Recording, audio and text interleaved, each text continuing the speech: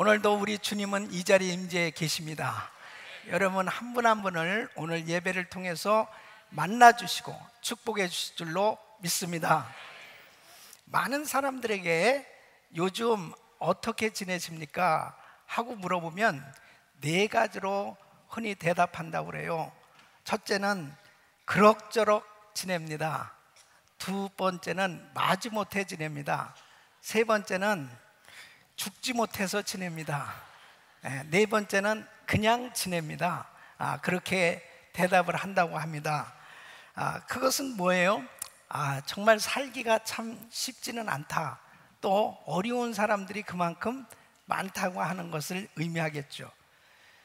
그러나 믿음의 사람들은 이 환경의 영향을 받아서 주눅들고, 그리고 정말 힘들게 소심하게 사는 사람들이 아니고 믿음으로 감사하며 사는 사람들이 돼야 될 줄로 믿습니다. 그래서 우리 성도님들에게 요즘 어떻게 사십니까? 하고 물어보면 감사하며 삽니다, 이렇게 대답할 수 있기를 바랍니다. 우리 성도님들 요즘 어떻게 사십니까? 저는 해답을 다 가르쳐주고 이렇게 물어보기 때문에 여러분들은 감사하며 사시기를 예수 이름으로 축원합니다. 여러분, 사실 우리가 살고 있는 이 세상은 정말 고난 많은 세상에 살고 있는 것입니다. 아담과 하와가 죄를 짓고 난 후에 이 세상은 이 가시와 엉겅퀴를 내는 땅이 되었고, 그리고 땀을 흘려야만 소산물을 먹을 수 있는 그런 땅이 되어버린 것입니다. 그래서 이 세상은 하나님을 떠난 인생으로 이제 하나님과 불화를 맺게 되었고, 또 사람들과 사람 사이가 불화를 하게 되어지는 그런 세상이 되었습니다. 같이 더불어 행복하게 잘 살아야 되는데 가인이 자기 친동생인 아벨을 쳐 죽이는 사건이 일어납니다. 그것은 예배를 드리는 가운데서 그런 일이 벌어졌습니다. 이 죄는 참 무서운 것입니다. 그래서 아담과 하와가 죄를 짓고 난 후에 그 집안은 이제 정말 싸움판이 벌어진 그런 집안으로 전락해버린 것을 볼 수 있습니다. 또 자연과 불화하게 되었어요. 그러니까 이 세상에서 사는 모든 사람들은 저마다 고통 가운데 살게 된 것입니다. 여러분, 이러한 고통스러운 인생, 정말 어떤 사람도 인생의 고난은 피할 수가 없는 것입니다. 그래서 요한복음 16장 33절에 보면은 예수님께서 이렇게 말씀하셨어요. 세상에서는 너희가 환난을 당하나 그랬습니다. 그러니까 이 세상은 환난 많은 세상임을 우리 주님께서 말씀을 하고 계신 것입니다. 이러한 세상 가운데서 믿음의 사람들은 어떠냐? 믿는 사람들은 오히려 세상 사람들보다 더 고난을 받으면서 살고 있습니다. 이 믿음 생활 잘 해보려고 하면 할수록 더 고난이 심한 것입니다. 그래서 디모데후서 3장 12절 보면 무릇 그리스도 예수 안에서 경건하게 살고자 하는 자는 핍박을 받으리라 그랬습니다. 뭔가 믿음 생활 잘 해보려고 하고 말씀대로 살아보려고 하면 손해보는 것이 많습니다. 이 세상에서 오히려 환영받고 인정받기보다는 배척을 당하고 어려움을 당하는 그런 일들이 얼마든지 많이 생겨집니다. 예수 믿는다는 이유로 목숨을 잃기까지 하는 것입니다. 그뿐만 아니라 하나님의 자녀들이 실수하고 잘못할 때 하나님께서 그냥 두시지 않습니다. 반드시 징계하시는 것입니다. 그래서 히브리서 12장 8절에 보면 징계는 다 받는 것이거늘 너희에게 고난이 없으면 사생자요 참 아들이 아니니라 그랬습니다. 그러니까 하나님의 자녀일수록 하나님께서 고난을 통해서라도 깨닫게 해주시고 그 바른 삶을 살도록 인도해 주실 때가 있습니다. 그래서 이 믿는 사람들이 이 세상에서 참 여러 가지 형태로 고난을 받으면서 살아가고 있습니다. 그런데 중요한 사실은 오늘 이 고난 가운데서 성도들이 이 고난을 이겨낼 수 있는 그 비결이 있음을 가르쳐주고 계신 것입니다. 여러분, 요한복음 16장 33절에 우리 주님께서 뭐라고 말씀하시냐? 세상에서는 너희가 환난을 당하나 담대하라, 내가 세상을 이겼노라. 그러니까 세상을 이기신 예수님께서 바로 그 고난의 문제 가운데 개입하시면 얼마든지 그 고난은 극복되어질 수 있는 것입니다. 그런데 중요한 것이 있어요. 사람들이 고난을 당할 때 이 고난을 어떻게 맞이하느냐, 고난을 어떻게 다루느냐, 고난을 당할 때 어떠한 신앙의 자세를 갖느냐에 따라서 그 고난이 복이 될 수도 있고, 그 고난이 자기에게는 가장 고통스러운 그런 저주가 되어질 수도 있는 것입니다. 여러분, 바로 성경은 분명히 이렇게 말씀하고 있습니다. 고난이 반드시 예수 그리스도 안에서는 축복이 될 수 있다. 바로 고난이 유익이 될 수 있음을 말씀을 하고 있는 것입니다. 할렐루야. 오늘 이 본문 말씀을 보면 빌립보서 4장 오늘 6절로 7절 말씀 보면 이렇게 말씀합니다. 아무것도 염려하지 말고 오직 모든 일에 기도와 간구로 너희 구할 것을 감사함으로 하나님께 아뢰라. 감사하는 자세를 갖게 되어졌을 때 하나님께서 바로 그의 생애에 놀라운 응답으로 축복해 주실 것을 말씀하고 있는 것입니다. 할렐루야. 여러분, 감사하는 자에게 고난이 복이 될 줄로 믿습니다. 로마서 8장 28절 보면 하나님을 사랑하는 자 곧 그 뜻대로 부르심을 입은 자들에게는 모든 것이 합력하여 선을 이루느니라 그랬습니다. 그러니까 고난 중에 감사하며 하나님 앞에 기도하며 나갈 때 그 고난은 결국 합력하여 자신을 축복하는 도구가 된다는 거예요. 여러분, 바로 여러분의 일생이 때로는 고난의 삶 가운데 힘든 이 고통의 시간을 보낼 때도 있어요. 그러나 그 고난의 때에 감사하게 되어지면 반드시 하나님께서 그 고난을 축복으로 바꾸실 줄로 믿습니다. 그래서 이 고난이 복이 되는, 그 축복이 되는 그런 삶이 되어야 되는 것입니다. 시편 이 119편 71절에는 고난당한 것이 내게 유익이라, 이로 인해서 내가 주의 율례를 배우게 되었나니. 사랑하는 성도 여러분, 성경에 보면은 위대하게 쓰임받은 인물들의 공통점이 뭐냐면 다 고난을 받았어요. 이 고난을 안 당한 사람이 한 명도 없습니다. 여러분, 아브라함 보세요. 아브라함 생애는 고난의 연속이었습니다. 이삭의 생애도 그렇습니다. 또 야곱의 생애도 그렇죠. 여러분, 모세의 생애를 보십시오. 고난의 연속이었습니다. 또 다니엘의 생애를 보십시오. 또 사도 바울의 생애를 보십시오. 하나님 앞에 참 위대하게 쓰임받은 사람들의 공통점은 다 고난 가운데서 그 고난을 이겨낸 사람들, 그 고난을 극복하고 났을 때 그 고난이 복이 된 줄로 믿습니다.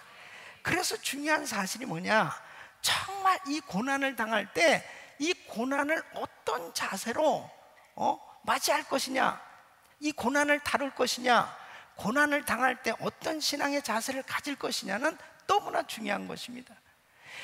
하나님께서는 이 고난을 당하면 이 감사의 자세를 가지라는 거예요. 감사할 때 하나님께서는 바로 그 감사하는 자에게 이 고난을 극복할 수 있도록 은혜를 더하여 주신 줄 믿습니다. 여러분 보십시오. 사람이 고난을 당하고 환난을 당하면 정말 신앙생활을 잘하는 사람이든 신앙생활을 잘 못하는 사람이든 간에 믿음이 있건 없던 하나님을 찾게끔 돼 있어요.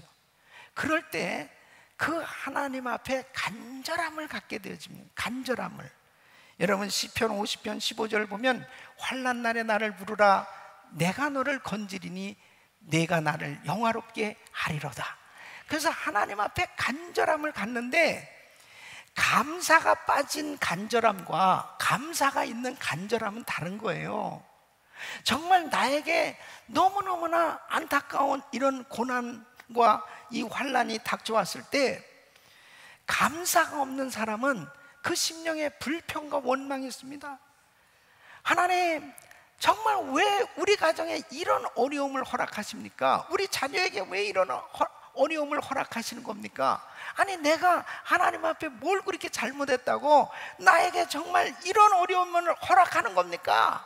하면서 막 하나님 앞에 컴플레인을 하고 막 불평하고 원망하고 막 하나님 앞에 대들면서 하소연하면서 그렇게 간절하게 하나님 앞에 다 쏟아놓는 사람들이 있어요. 여러분, 사실 하나님 앞에 그렇게 뭐 불평하고 원망하면서라도 다 그 하나님 앞에 쏟아놓고 나는 사람은 그래서 속은 좀 시원할지는 모르겠네. 그런데 별로 유익은 없습니다. 별로 유익은 없어요. 그런데 감사가 있는 사람 있잖아요. 정말 이 환난과 이 시험 가운데서 그래도 이 감사의 끈을 놓지 않고 하나님 앞에 간절하게 부르짖는 사람은 반드시 고난 중에 감사할 때 하나님을 더욱 친밀하게 경험하게 되는 것입니다. 바로 이것이 놀라운 축복인 것입니다. 여러분, 환난 중에 원망하고 불평하는 사람은 하나님과의 관계의 줄이 끊어집니다. 그러니까 심지어는 어떤 사람은 이래요. 정말 신앙생활 좀 잘해보려고 그랬는데 자기에게 너무나 어려운 시험이 온 거예요. 교회 가서 신앙생활 하는 가운데 좀 가까운 사람한테 이 사기를 당한 거예요. 이 물질의 손해를 봤을 때 그 마음에 막 분노가 생겨져서 아이고, 내가 이제 교회 안 나간다. 내가 이제 뭐 하나님이 뭐고 다 필요 없어. 그러면서 아예 그냥 신앙생활을 안 하는 사람도 있어요. 아예 이 교회를 안 다니는 사람도 있어요. 그 사람은 그런 고난과 시험이 왔을 때 불평하고 원망하게 되니까 하나님과의 관계가 완전히 단절되는 거예요. 그런데 그런 시험과 어려움 속에서도 이 감사의 끈을 놓지 않는 사람, 바로 하나님과 깊은 그러한 이 교제가 이루어지는데 그 고난이 오히려 자신을 더욱더 하나님과 친밀한 교제를 하며 은혜를 체험할 수 있는 그러한 축복의 연결고리가 되는 걸 볼 수 있습니다. 여러분, 욥을 보세요. 욥은 극심한 환난과 시험을 당했습니다. 그런데 이 욥은 하나님을 원망하지 않는 거예요. 이 원망할 수밖에 없는 일이 생겼지 않습니까? 아니, 10자식이 죽었죠. 전 재산을 다 잃게 됐죠. 자기 육체는 이제 머리부터 발끝까지 이제 중한 병에 걸려서 언제 죽을지도 모르는 이제 모든 걸 다 잃어버렸어요. 그런데도 불구하고 이 욥이 입술로 원망하지 아니하였다고 그랬습니다. 하나님을 찬양했다고 했습니다. 그러니까 그 감사는 바로 하나님 앞에 간절한 그 기도가 결국 하나님과의 연결고리를 잇고 있는 거예요. 그러니까 결국 하나님께서 이 욥에게 은혜를 주시니까 다 회복된 줄로 믿습니다. 이것이 얼마나 중요한 건지 몰라요. 고난을 당할 때 이 감사할 수 있느냐, 원망하고 불평하는 자리에서 엄청난 시비가 나타나는 그런 삶으로 삶의 결과가 나타나는 것입니다.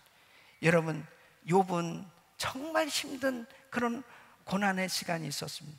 그 가운데서도 욥이 감사했을 때 욥기서 42장 5절에 이런 엄청난 은혜를 받습니다.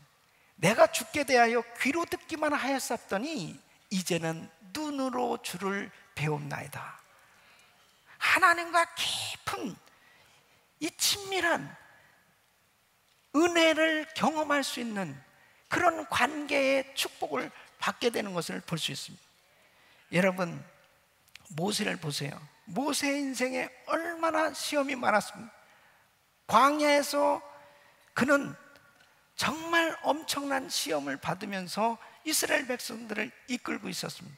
그때마다 모세는 출애굽기 33장 7절에 보면 꼭 찾는 장소가 있었어요. 모세가 항상 장막을 취하여 진 밖에 쳐서 진과 멀리 떠나게 하고 회막이라 이름하니, 그 회막에 들어가서 하나님과 교제하는 시간을 가졌어요. 힘들고 어려울 때마다. 그래서 여호와를 앙모하는 자는 다 진 바깥 회막으로 나아가며. 그러니까 여러분 보세요.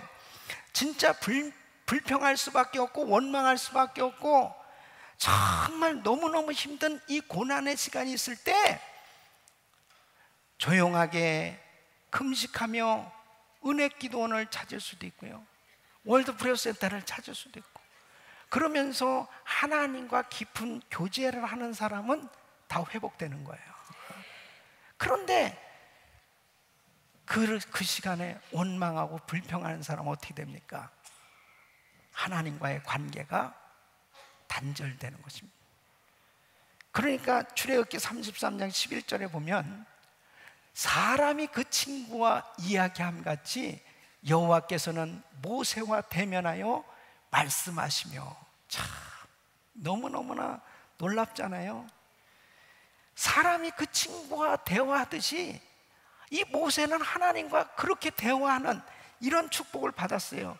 결국은 그의 생에 고난도 심하고 너무너무나 고통스러운 그런 삶의 여정이었지만, 그런 고난 속에서도 하나님께 감사하고 그 하나님 앞에 기도했던 이 모세는 하나님과 친구처럼 대화할 수 있는 그런 친밀한 교제를 갖게 되는 은혜를 받게 된 줄로 믿습니다.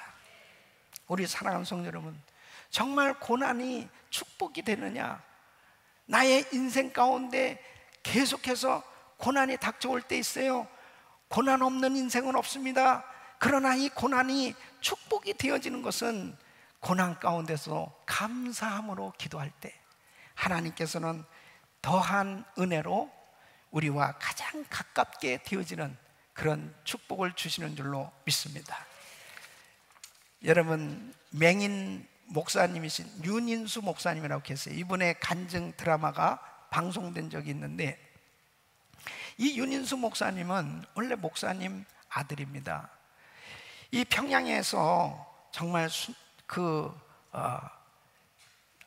너무나 귀한 이 사역을 하셨던 그 윤옥경 목사님의 아들인데, 그 윤옥경 목사님은 일제시대에 정말 신사참배를 거절하고, 그리고 또 공산 치하에서도 그 공산당과 타협하지 않는 이유로 엄청난 고문을 당합니다. 그리고 그 큰아들도 결국 세상을 떠나게 됩니다. 그리고 이 윤인수 목사님도 교인들과 함께 어린 나이에 잡혀가서 고문을 당하다가 결국은 두 눈을 실명하게 됩니다. 그러면서 이제 이 전쟁 때, 6.25 전쟁 때 이제 피난민으로 이 남한에 오게 된 것입니다. 그 어머니가 이제 식모살이를 하면서 이 어린 아들을 기르는 거예요. 그러는데 그 사모님조차도 이제 병에 걸려서 들어눕게 됩니다. 그러니까 이 어린 나이에 밖에 나가서 구걸을 해서라도 그 병석에 들어놓은 어머니를 봉양할 수밖에 없는 거예요. 그러니까 앞을 못 보는 이 어린 소년이 밖에 나가가지고 구걸을 해서 돈을 얻어가지고 이제 어느 날 집에 돌아와가지고 어머니한테, 어머니 이거 얻어가지고 왔습니다. 그러니까 들어누워 있던 그 어머니가 벌떡 일어나서, 얘야 11조 드리자. 그렇다는 11조 띄어야 돼. 그 순간에 나이가 어렸지만 화가 아주 머리끝까지 치밀었답니다. 아니 11조는 무슨 놈의 11조입니까? 하나님이 우리 집을 도와준 게 뭐가 있습니까? 우리 아버지 이렇게 되고 그 다음에 우리 집안이 다 망했지 않습니까? 어머니는 이렇게 병들어 들어놓고 모든 재산 다 잃게 되었고, 그리고 내 눈마저 이렇게 멀게 한 하나님이 뭘 우리 집안에 해준 게 뭐가 있습니까? 그러면서 막 소리를 지르면서 원망했답니다. 그 순간에 그 어머니가 이 아들의 손을 꼭 붙들고 이렇게 이야기했대요. 인수야, 고향 잃어버린 것도 한스럽고 집 잃어버린 것도 원통하고 건강 잃어버린 것도 서운한데 하나님까지 잃어버리면, 믿음까지 잃어버린다면 뭐가 남겠냐? 너 꼭 하나님은 잃어버리면 안 돼. 믿음 지켜야 돼 하면서 이 아들을 붙들고 울면서 권면했답니다. 이 어머니의 그 간절하게 그 말씀하시는 너 하나님 놓치면 안 돼, 너 하나님 잊어버리면 안 돼, 믿음 잊어버리면 안 돼, 이 말씀이 평생 자기에게 큰 교훈이 됐다는 거예요. 결국 이 어린 윤인수는 나중에 훌륭한 목사님이 되어서 정말 한국교회에 존경받는 아주 귀한 사역을 감당하고 있는 것입니다. 사랑하는 성도 여러분, 만일에 우리의 인생에 때로는 원치 않는 그런 고난이 우리에게 닥쳐오는데 그 고난 가운데 내가 불평하고 원망하는 그런 삶이 되어지면 하나님과의 관계가 단절되는 것입니다. 그러나 감사하면 하나님께서는 모든 것을 회복시켜 주신 줄로 믿습니다. 주님과의 관계가 친밀한 관계가 이루어지는 것, 그거보다 더한 축복은 없는 거예요. 우리의 삶의 여정에 때로는 원치 않는 그런 시험들이 닥쳐올 때 있습니다. 그럴 때 내 입에서, 내 생각 속에서 저절로 우리는 원망하고 불평하는 그러한 시간을 보낼 때, 내가 신앙생활하던 그런 자리도 다 놔버리고 직분도 다 놔버리고 그리고 교회마저 떠나서 방황하는 그런 사람들이 얼마든지 될 수 있는 거예요. 그러나 그 시간에, 그 고난의 때에 그 원망하고 불평할 수밖에 없는 그런 안타까운 그런 상황 가운데서 믿음으로 감사하면, 하나님과의 관계를 놓치지 않으면 반드시 주님이 때가 되면 회복시켜 주실 줄로 믿습니다. 사랑하는 성도 여러분, 반드시 우리는 고난 중에도 감사해야 돼. 그 고난 중에 감사할 때 하나님께서는 우리와 더 가까이 해주시고 놀라운 회복을 부어주실 줄로 믿습니다. 두 번째는 고난 중에 감사하면 더 정결한 사람이 되도록 축복해 주시는 것입니다. 여러분, 하나님께서는 때로는 우리에게 고난을 허락하시는데 이 고난을 통해서 내가 정말 버리지 못했던 거, 내가 잘못된 습관들, 끊지 못했던 거 끊어버리고 더러운 것들 버릴 때 하나님의 그 놀라운 손길로 우리를 깨끗게 해주신 줄로 믿습니다. 여러분, 시련이라는 말, 이 불시험이라는 말을 들을 때 이 용광로가 생각이 날 거예요. 그래서 베드로전서 4장 12절 보면 사랑하는 자들아, 너희를 시련하려고 오는 불시험을 이상한 일 당하는 것 같이 이상히 여기지 말고 그랬습니다. 때로는 우리에게 불시험이 올 때 있습니다. 근데 여러분 보세요.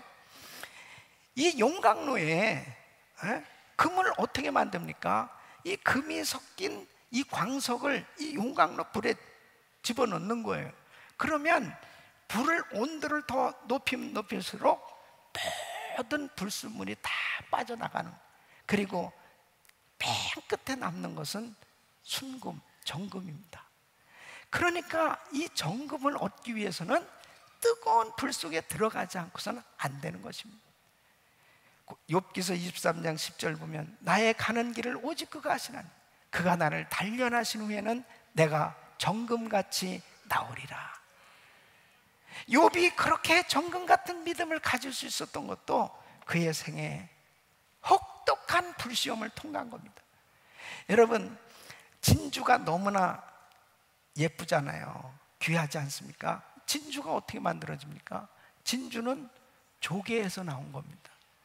근데 진주 조개와 그냥 일반 조개가 다른 것은 뭐예요? 진주가 만들어진 조개는 그 조가비 속에 모래가 들어가든지 돌이 들어가면 이 진주가 상처를 받는 거예요. 이게 상처를 받으면서 거기서 그 상처를 치유하고자 하는 이 물질이 나오는 거죠.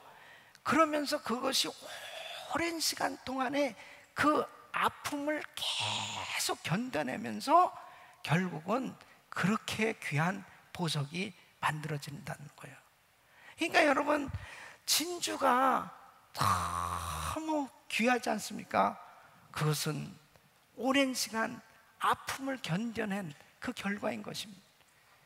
정금이 귀하고 진주가 귀한 것은 바로 다 불시험을 통과했을 때 나타난 그 귀한 산물이에요. 사랑하는 성도는, 우리가 정말 신앙생활하면서 너무나 고통스러운 그런 일을 당할 때가 있습니다.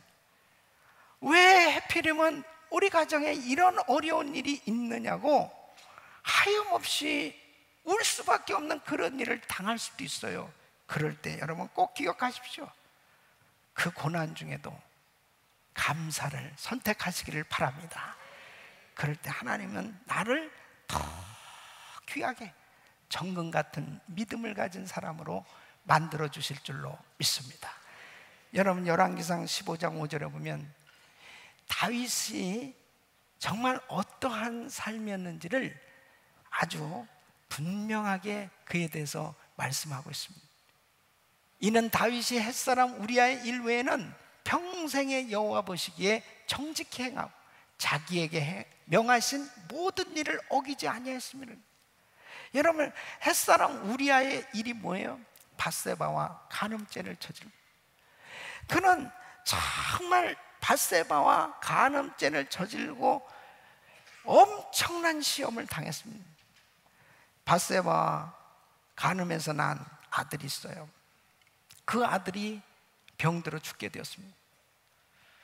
그때 금식하면서 하나님께 매달렸습니다. 하나님은 치료해 주시지 않았어요. 그 아들을 데려가셨습니다. 또 그 아들 압살롬이 반란을 일으킵니다. 자기보다 더한 막 죄를 짓는 거예요. 그런 수모를 다 당했습니다. 그때에 바로 이 다윗은 눈물로 회개하면서 자기 성찰의 시간을 갖습니다. 그러면서 그 고통스러운 고난의 시간이었지만 그는 철저히 나는 정말 하나님 앞에 정직하고 정결하게 살아야 되겠다 다짐하고 철저히 회개의 사람이 되었을 때 하나님께서 다윗에게 놀라운 은혜를 주신 줄로 믿습니다. 우리 사랑하는 성도, 때로는요 정말 그렇게 성경을 읽고 성경 공부를 하기도 하고 그렇게 기도를 하면서도 참 정결해 하지 못한 그런 부분들, 하나님은 더러운 그릇을 쓰실 수 없다는 것입니다. 그래서 하나님이 쓰시기 위해서 때로는 그 고난을 통해서 순수하게 정결하게 하나님 한 분을 바라보며 온전히 회개할 수 있도록 하나님께서 우리를 이끄실 때가 있어요. 그래서 고난 가운데 회개하는 사람은 반드시 하나님이 부어주는 정결한 은혜를 받게 되는 줄로 믿습니다. 그러나 회개할 줄 모르고 오히려 원망하고 불평하고 그리고 계속해서 좌절하고 낙심하는 그런 신앙생활을 한 사람에는 소망이 없는 것입니다. 하나님께서는 우리를 더 정결한 그릇으로 만드셔서 하나님의 그 위대한 일을 이루어 가시는 줄로 믿습니다. 그래서 야고보서 1장 2절로 4절 보면 너희가 여러 가지 시험을 만나거든 온전히 기쁘게 여기라. 이는 너희 믿음의 시련이 인내를 만들어내는 줄 너희가 알미라. 인내를 온전히 이루라. 이는 너희로 온전하고 구비하여 조금도 부족함이 없게 하려 함이라. 할렐루야. 사랑하는 성도 여러분, 정말 때로는 우리의 삶 가운데 이런 일은 정말 생겼으면 안 되겠다 할 만큼 참 아픔의 그런 고난의 시간이 우리한테 있을 때도 있어요. 그러나 그것을 꼭 하나님 앞에 감사하면서 기도하면 반드시 축복으로 바꿔주시는 줄로 믿습니다. 세 번째는 고난 중에 감사하면 하나님의 평강이 임하게 되는 것입니다. 여러분 오늘 6절 7절 말씀 같이 한번 읽어보겠습니다. 시작. 아무것도 염려하지 말고 오직 모든 일에 기도와 간구로 너희 구할 것을 감사함으로 하나님께 아뢰라. 그리하면 모든 지각에 뛰어난 하나님의 평강이 그리스도 예수 안에서 너희 마음과 생각을 지키시리라. 아멘.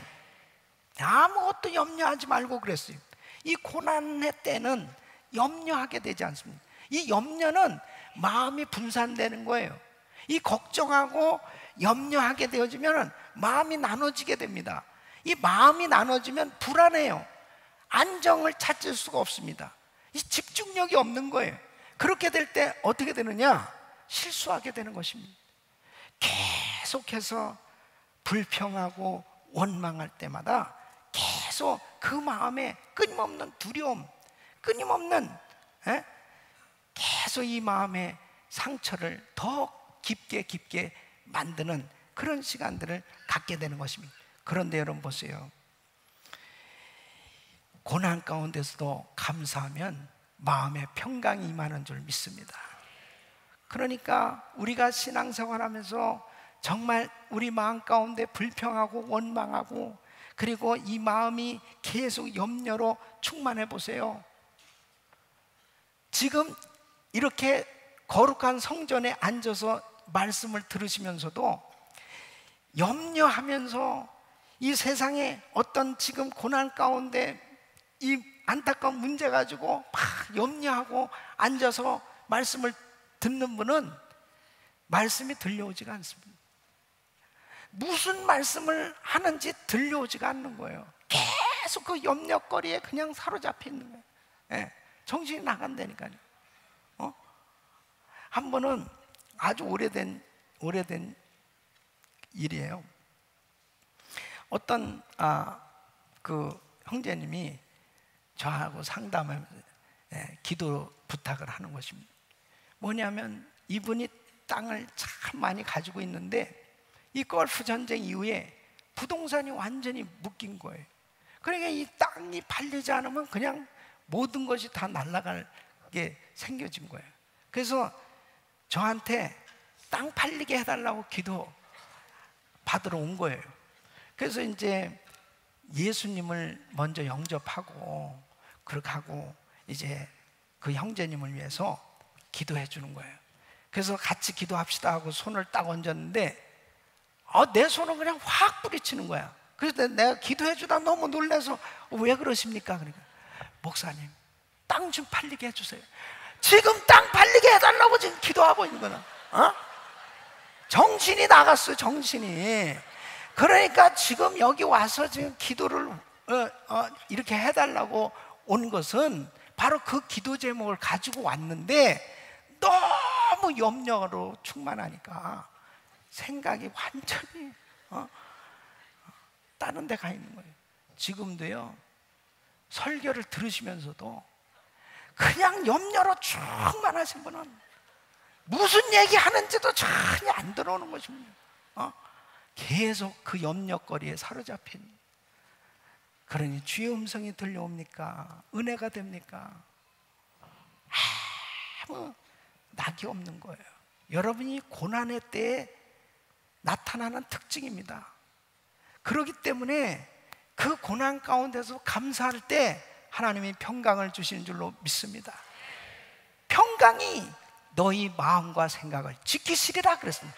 하나님의 평강이 우리의 마음과 생각을 지켜주면 내 마음 가운데 염려가 엄습해와요, 두려움이 엄습해와요, 시험이 엄습해와도 하나님의 평강으로 지켜지면 나는 승리하게 되는 줄로 믿습니다. 그 마음의 평강이 있어야 돼요. 마음의 평강이 있으면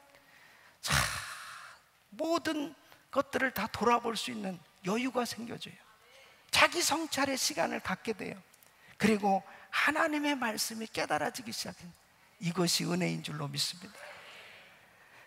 어떤 사람은 목사님, 이런 환경에서도 감사할 수 있단 말입니까? 너무 고난이 크고 힘들어서 도무지 감사할 것이 없네요. 그렇게 말하는 분에게 제가 얘기해 줄 수 있는 것은, 그래도 감사를 찾아서 하십시오.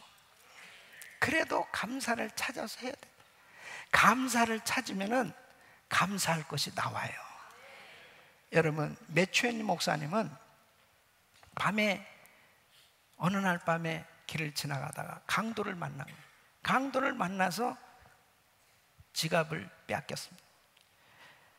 근데 집으로 돌아와서 감사 기도를 했답니다. 어떻게 감사했냐면, 첫째는 오늘 강도를 만났지만 그동안 강도 만나지 않은 것 감사합니다. 두 번째는 그리 많지 않은 것 잃어버리게 된 것 감사합니다. 지갑에 별로 없었어요. 세 번째, 강도를 당한 자가 되고 강도가 되지 않은 것 감사합니다. 네 번째, 지갑은 빼앗겼지만 생명을 빼앗기지 않은 것 감사합니다. 여러분, 강도 만났어도 감사할 게 이렇게 있네요. 그러니까 내가 어떠한 시험과 환난을 당했을 때 감사를 찾아서 감사하는 사람은 감사할 수 있도록 회복시켜 주시는 거예요.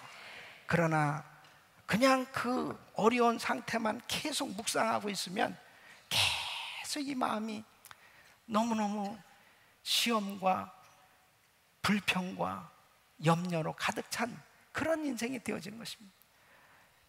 유대인들은 탈무드에 이렇게 교훈을 하고 있다. 우리가 인생에서 무엇을 잃어버렸을 때 남은 것에 대해서 감사하라는 거예요.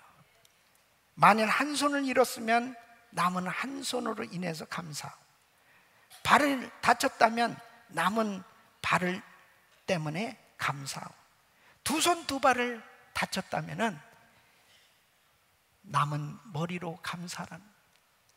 여러분, 감사거리를 찾아서 감사하시기를 바랍니다. 그럴 때 평강이 임하는 거예요. 우리는 사실 가진 게 너무 많은 거예요. 하나님께로부터 받은 게 너무 많은 거예요. 그럼에도 불구하고 감사하지 못하는 것은 마귀의 역사인 것입니다. 여러분, WHO 세계보건기구에서는 21세기 인류를 괴롭히는 10대 질병 중에 하나는 우울증이라는 것입니다. 2020년이 되면 심장병 다음으로 세계 2위 질병은 우울증이 될 겁니다. 우울증 환자가 계속 지금 늘어가고 있어요. 우울증은 마음의 감기와도 같다는 거예요. 이렇게 건강한 사람도 감기 한 번 걸리면 맥을 못 추는 것처럼 이 마음의 감기, 정말 갑자기 그렇게 괜찮게 지내던 사람이 이상하게 되는 거예요. 아무 생각도 없어지고 낙심하고 좌절하고 실망하고, 그 다음에 사람들을 기피하고 음식도 제대로 먹지도 아니하고, 그러면서 그렇게 폐인같이 살아가게 되는 건, 그 이유가 뭡니까? 왜 우울증에 걸리게 되느냐? 결국은 자기 생각 속에 이 원망, 불평, 미움, 이런 것들을 해결하지 못한 거예요. 결국 그것이 자기 생각 속에 들어가서 자신의 생각을 파괴하고 있었던 것입니다. 이 우울증도 초기에 해결할 수 있는 것, 감사하면 됩니다. 감사하는 삶이 되어지면 치매를 예방할 수 있어요. 이 우울증을 예방할 수 있어요. 여러분 보세요. 우울증에 걸리면은 이제 병이 계속해서 몰려오기 시작하는데, 위장병에 걸립니다. 그 다음에 불면증에 걸립니다. 그 다음에는 계속해서 병이 생겨지기 시작합니다. 이게 무서운 거예요. 그 원인은 모든 환경 가운데서 가진 것이 너무 많은데 뭔가 잃어버렸다고 생각하고, 내가 잃어버린 것에 대해서 더 크게 생각할 때 결국 낙심하게 되어진 거죠. 사랑하는 성도 여러분, 여러분 어떻습니까? 여러분 기도 속에 감사가 있어요? 불평하고 원망이 있습니까? 여러분 신앙생활 속에 감사가 있어요? 불평하고 원망이 있습니까? 여러분 기도하면서 불평하고 원망하는 마음을 가지고 있는 것은 절대로 축복이 될 수 없어요. 여러분 아무리 열심히 봉사를 해도 마음에 불평하고 원망하는 것이 있으면 절대로 상급이 될 수 없습니다. 바로 하나님 앞에 감사가 넘칠 수 있기를 예수 이름으로 축원합니다. 그래서 오늘 말씀은 아무것도 염려하지 말고 오직 모든 일에 기도와 간구로 너희 구할 것을 감사함으로 하나님께 아뢰라. 바로 감사로 하나님 앞에 드려지는 삶이 되시길 예수 이름으로 축원합니다. 그때 환난이, 시험이, 절망스러운 고난의 때가 축복의 때로 바뀌어지게 될 줄로 믿습니다. 우리 사랑하는 성도 여러분, 정말 여러분의 신앙생활 가운데서 우리의 삶의 여정에 끊임없이 고난과 시험이 몰려오지만 그때마다 우리가 감사의 자세로 대처하기만 하면 어떤 시험도 극복하고 위대한 간증자, 축복받은 모델 성도로 하나님께서 세워주실 줄로 믿습니다. 이런 은혜가 우리 모든 성도님들에게 임하기를 예수 이름으로 축원합니다.